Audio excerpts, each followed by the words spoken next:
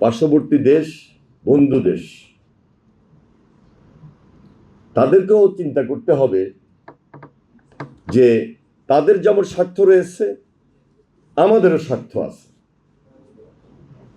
বন্ধু দেশেই তো বন্ধু দেশের স্বার্থ রক্ষা করবে।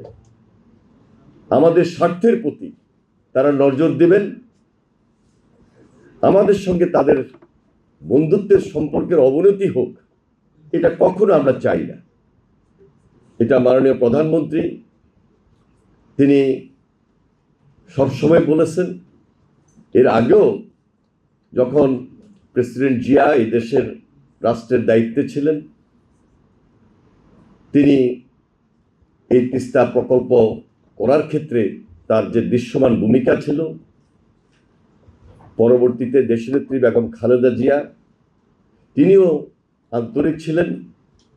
কিন্তু আপনারা লক্ষ্য করেছেন আমরা 17 বছর অনেকভাবে পিছিয়ে গিয়েছি, অনেক নির্যাতিত হয়েছি এবং স্বার্থ বিরোধী অনেক কাজও হয়েছিল।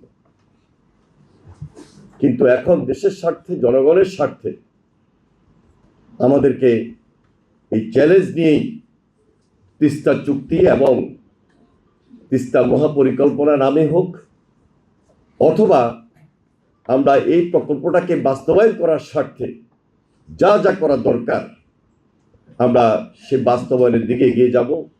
আশা করছি যত দ্রুত আমি আমাদের তিস্তা পাড়ের জাগো ভাই আন্দোলনের নেতা, তিনি তার বক্তব্যে, মাননীয় মন্ত্রী সাহেব তার বক্তব্যে বলেছেন যে আমরা দ্রুত চাই।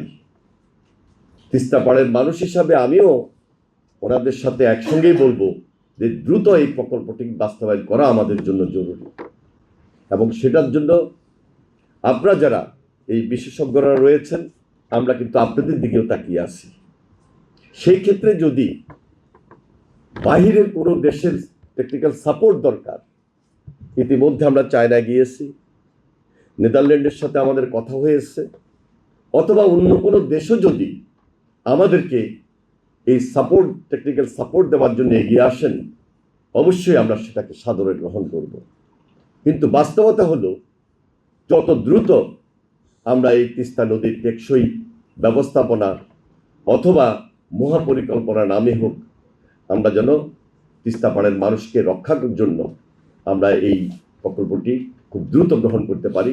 সেজন্য আপনাদের বিশেষ বিশেষ দৃষ্টি আকর্ষণ করে আমাদের মন্ত্রণালয়ের পক্ষ থেকে আপনাদের সবাইকে আন্তরিকভাবে মোবারকবাদ জানিয়ে বুয়েটে আজকের এই সেমিনারে যারা অংশগ্রহণ করেছেন সবাইকে ধন্যবাদ, অশেষ অশেষ।